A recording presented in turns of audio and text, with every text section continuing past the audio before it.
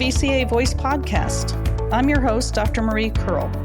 Our goal with the VCA Voice is to showcase how VCA Animal Hospitals is taking care of the future of veterinary medicine. We'll bring our purpose to life through meaningful conversations about care, our culture, and the communities we serve.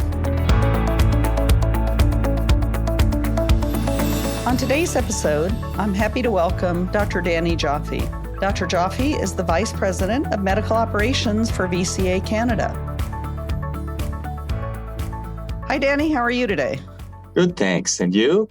Doing well. I'm excited to talk with you today, and I'm going to jump right in with some of our questions. As we typically start off, I'd like to hear a little bit about your journey in veterinary medicine, from where you started and where you are today. Well, perfect. I'll start really early because this is a story I like to tell. And that's when I was in second grade, we had to write a report about what we wanted to do when we grew up. And the little girl beside me wrote her report and she finished it quickly. And I said, "What did you write?" And she said, "I want to be a veterinarian." Mm-hmm. And I said, "Well, tell me about that. This is 7-year-old kids." And so she told me because she had already looked into it. And so I told her, okay, that's what I want to do too.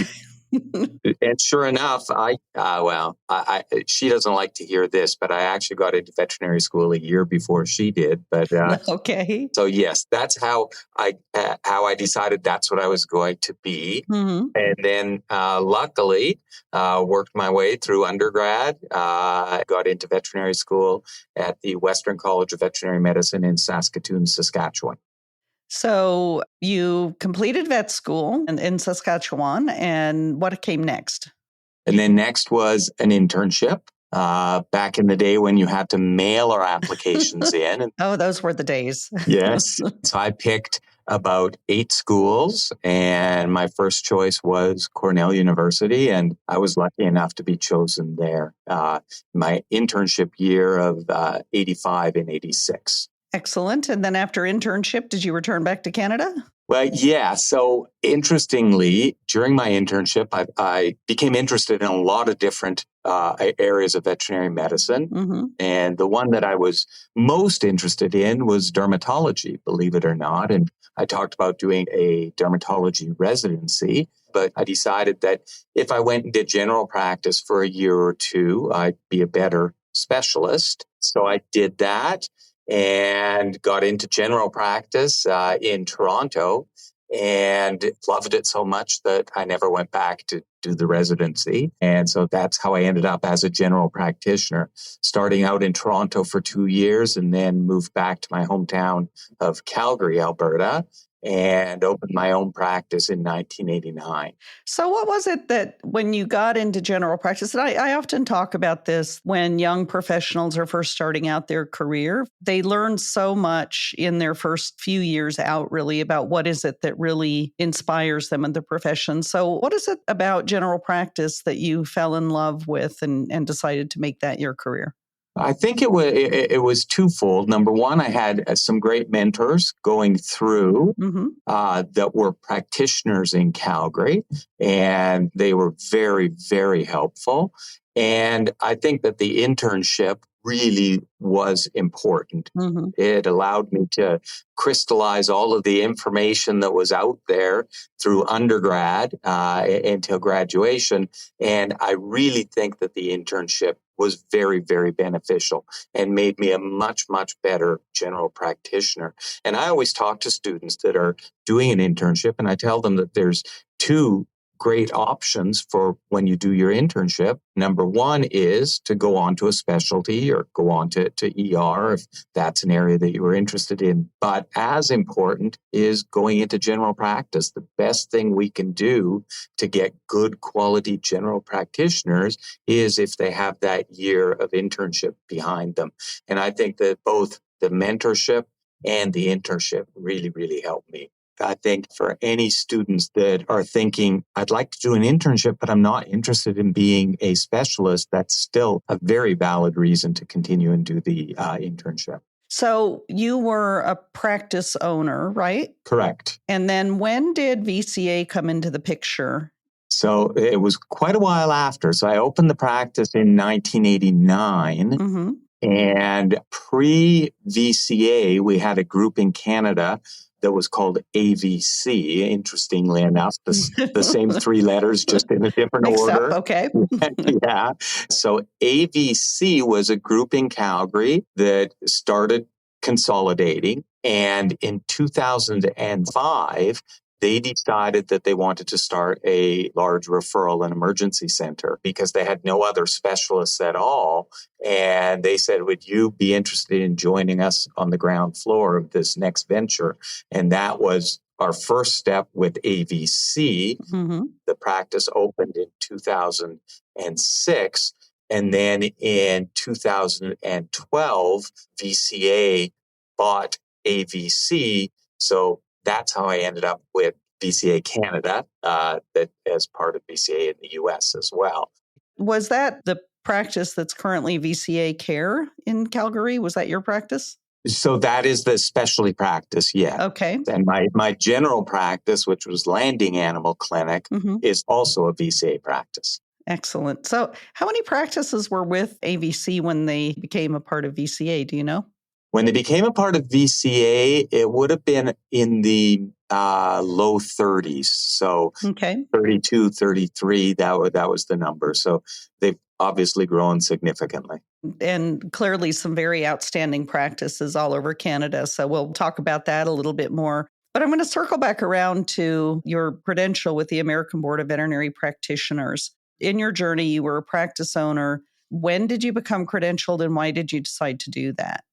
Yeah. So as I was moving along as a general practitioner, I was very happy with what I was doing, but I wanted to make sure that after doing the internship and not doing a residency, I think a good in-between place to take a few extra steps was the American Board of Veterinary Practitioners, ABVP. Because I did an internship the way it was back then, to do your practitioner boards, you had to have been out of school for 6 years. But if you did an internship, you could do it after 5 years. And I decided, I looked into ABVP and I realized that this wasn't going to make me a specialist in any specific modality, but it's a good way after 5 or 6 years being out of school to again reevaluate and crystallize all that knowledge that's been at the back of my brain and become, again, a better general practitioner. And so that's what I did. Again, it's an area where you do have to put a lot of work into. There's papers that you have to present. There's a lot of information that you have to relearn because there is a 2-day exam at the end. Luckily, I passed on the first try. And they accepted my papers on the first try. So I was able to become an ABVP specialty in 1992. And that's when I started. Now, one of the things about the ABVP is that you have to recertify every 10 years. And luckily, I was a good exam writer and was able to, with a moderate amount of studying, you have between the 8th and 10th years to recertify.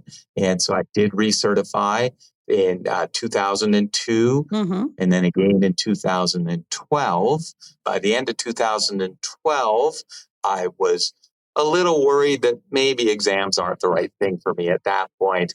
So I would have had to recertify in 2022, but they did give me the Emeritus. The Emeritus, that's right. So they made me a ABVP Emeritus status. When my children ask me what emeritus means, I say it's just Latin for an old man that has an office, which is what I have. So I did not have to write the 4th exam. I just was accepted as emeritus to the ABVP. I think it is important, and I do mentor a lot of people that are doing the ABVP program.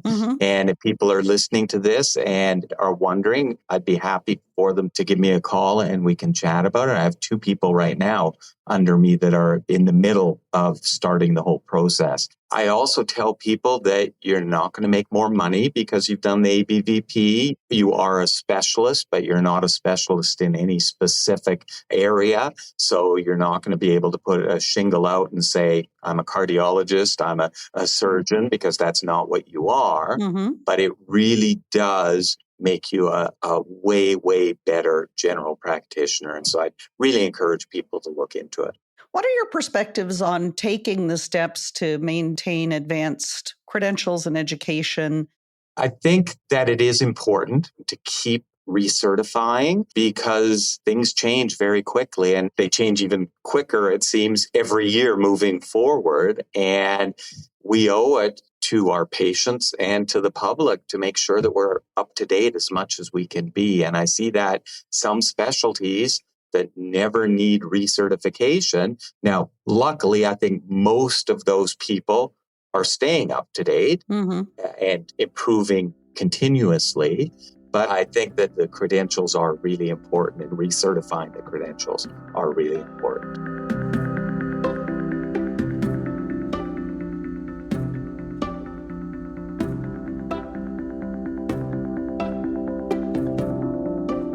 Let's talk a little bit now about your current position of Vice President of Medical Operations. So you are in a medical leadership position in Canada now. When did that transition happen for you, going from being in practice to providing medical leadership for all of Canada? Yeah, and this is another little interesting turn as well, because my first role was as the National Medical Director for VCA Canada. Okay. And that would have been back in about 2008 or 9. So I was the National Medical Director. And then... And was that while were you practicing still as the National Medical Director? Okay. Yes.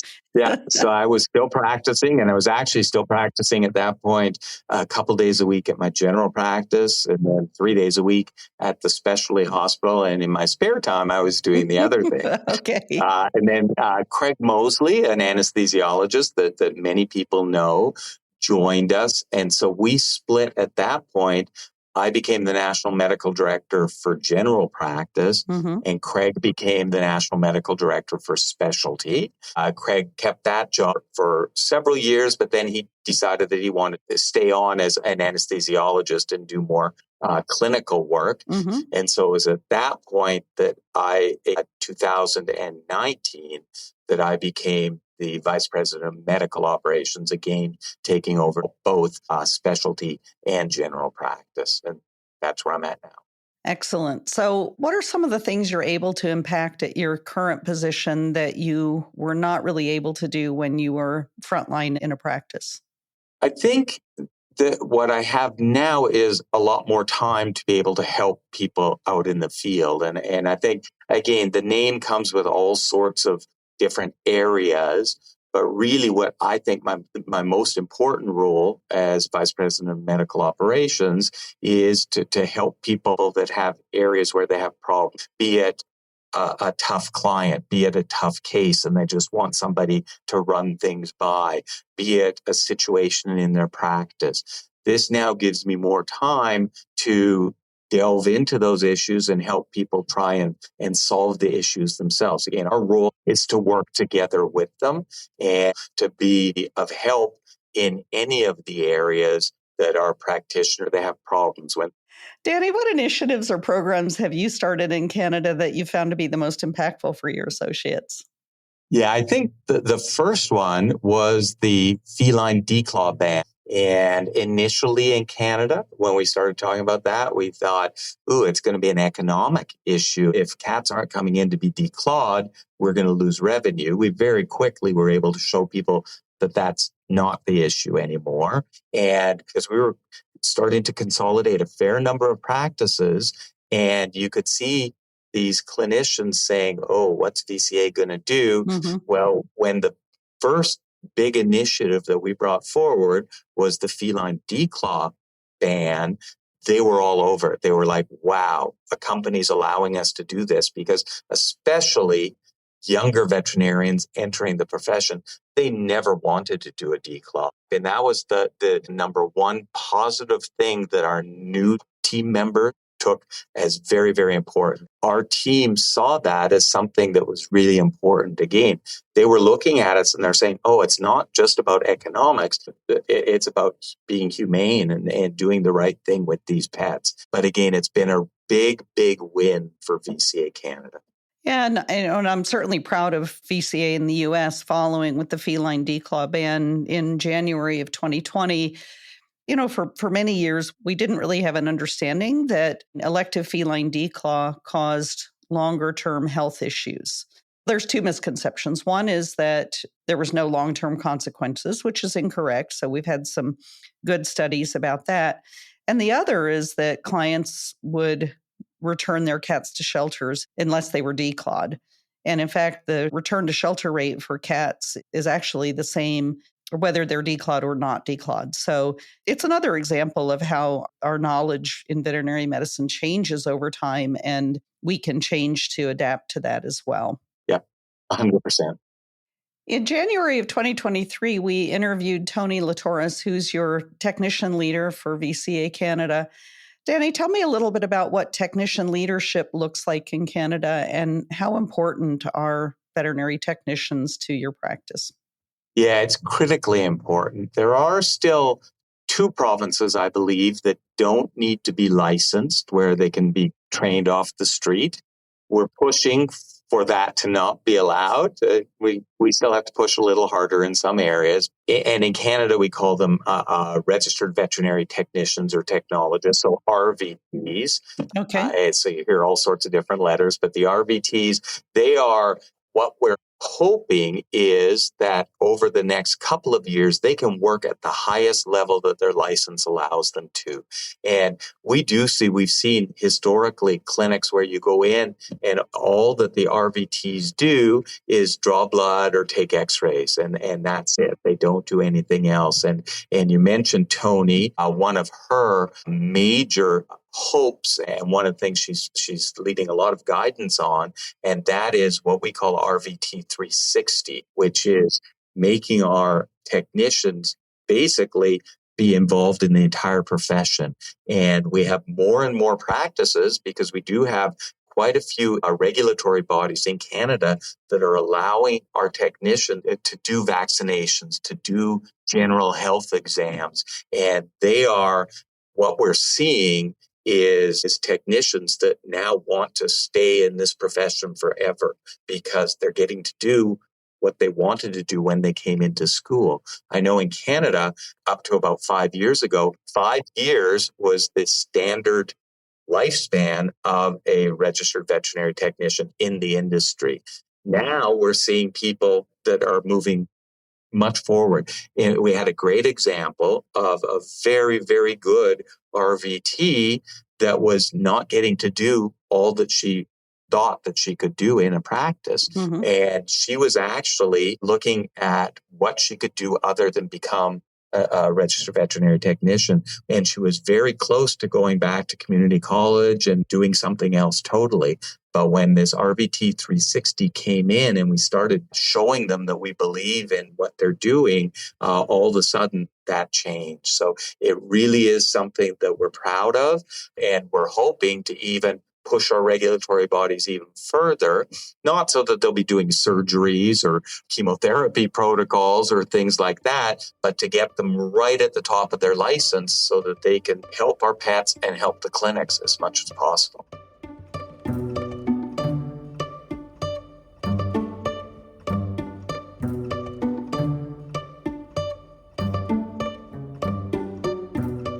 I wanted to touch on one other program you told me about recently, which is a peer-to-peer support program that was developed in VCA Canada for veterinarians that are experiencing either patient safety events or board actions. When did you start this program and how does it work?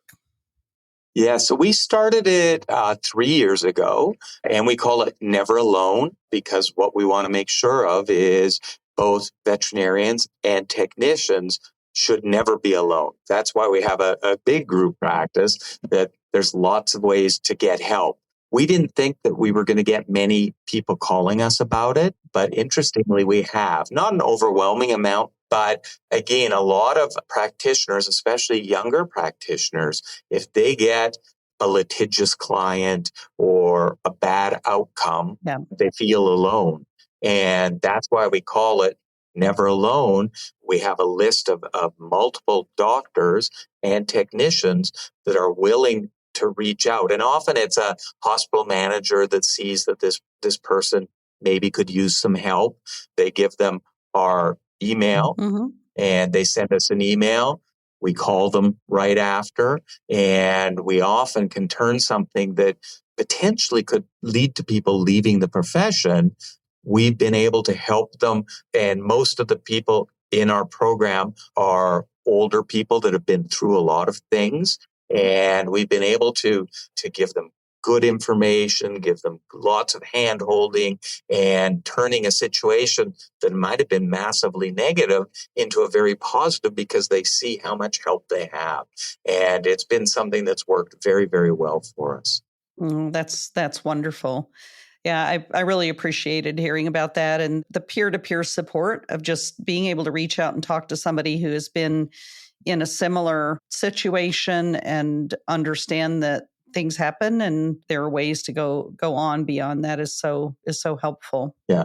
And the way we would do it is in a certain area, we'd have a list of veterinarians that were happy to help out. And the doctors that were potentially on call would rush to be the first to call the person to help them. We're out to help each other, which is a big part of the profession. Yep, absolutely. Absolutely.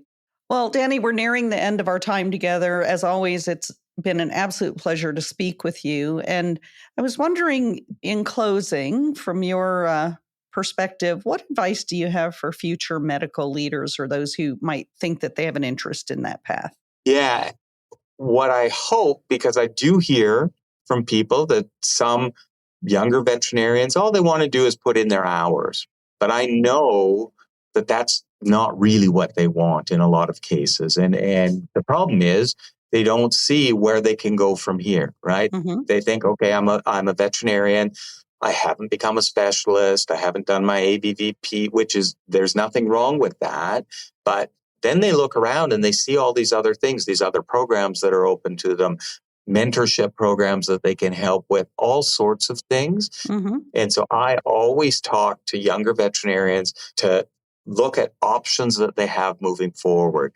Talk to your medical director and your hospital manager and say, hey, I want to do something a little bit bigger than this. I want to go out and learn some new techniques and things that I can bring back to the practice. They should be striving all along to get better. And the more they can do, the better they're going to be, the happier they're going to be in the profession.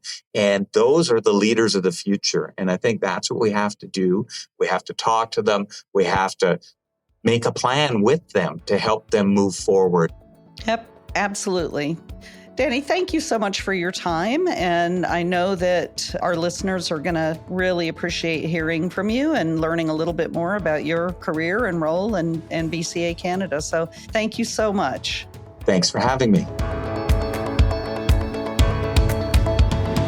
Thank you so much for listening in. If you enjoyed today's episode, please consider subscribing. Don't forget to leave a review to let us know your thoughts and share the episode with friends.